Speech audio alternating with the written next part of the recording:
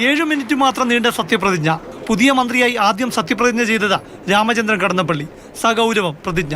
നീതിയോ പക്ഷപാതമോ പ്രീതിയോ വിദ്വേഷമോ കൂടാതെ എല്ലാ തരത്തിലുമുള്ള ജനങ്ങൾക്കും നീതി ചെയ്യുമെന്നും സഗൗരവം പ്രതിജ്ഞ.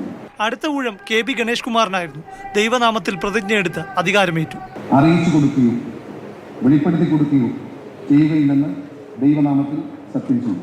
ഘടകകക്ഷികൾക്ക് നൽകിയ ഉറപ്പ് പാലിച്ച് CPM മന്ത്രിസഭ പുനഃസംഘടിപ്പിച്ചു. പക്ഷേ മുന്നണിയിലെ വല്യേട്ടൻ സുപ്രധാന വകുപ്പ് ഏറ്റെടുത്തു. രാമചന്ദ്രൻ കടന്നപ്പള്ളിക്ക് വേണ്ടി സ്ഥാനമൊഴിഞ്ഞ അഹമ്മദ് ദേവർകോവിൽ വഹിച്ച തുറമുഖ വകുപ്പ് നൽകിയില്ല. വിഴിഞ്ഞം തുറമുഖമെന്ന വലിയ വികസന പദ്ധതി യാഥാർത്ഥ്യമാക്കേണ്ടതിനാൽ തുറമുഖ വകുപ്പ് CPM ഏറ്റെടുത്തു. മന്ത്രി VN വാസവനാണ് പുതിയ തുറമുഖ മന്ത്രി. വാസവൻ കൈകാര്യം ചെയ്ത രജിസ്ട്രേഷന് പുറമെ മ്യൂസിയം, പുരാവസ്തു, പുരാരേഖ വകുപ്പുകളാണ് കടന്നപ്പള്ളിക്ക് മുഖ്യമന്ത്രി നൽകിയത്. കിട്ടിയതിൽ സന്തോഷമെന്ന് രാമചന്ദ്രൻ കടന്നപ്പള്ളി. അത് വേണം, ഇത് വേണം, അത് മോശമാണ്, ഇത് നല്ലതാണ് എന്ന് പറയുന്ന ഒരു സമ്പ്രദായം ഈ 3 ഘട്ടങ്ങളിലും മന്ത്രിസഭാംഗമായപ്പോഴും ഞാൻ സ്വീകരിച്ചിട്ടില്ല.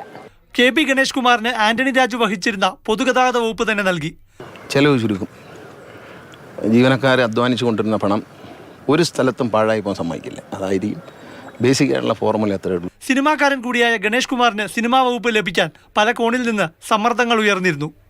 ഞങ്ങൾക്ക് തീർച്ചയായിട്ടും അതിയായ ആഗ്രഹമുണ്ട് സിനിമാ വകുപ്പ് കിട്ടുകയാണെങ്കിലെന്ന്. എന്നാൽ സുപ്രധാന വകുപ്പുകളുടെ കാര്യത്തിൽ കടുത്ത നിലപാടെടുത്ത CPM ഒരു സമ്മർദ്ദത്തിനും വഴങ്ങിയില്ല. ആഗ്രഹിച്ചോട്ടെ, ആ ശരിയായ നിലപാട് വരുന്നത് വരെ ആഗ്രഹം നിലനിൽക്കും.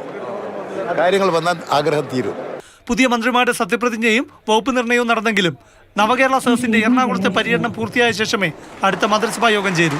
പ്രശാന്ത് കൃഷ്ണ, മാതൃഭൂമി ന്യൂസ്, തിരുവനന്തപുരം.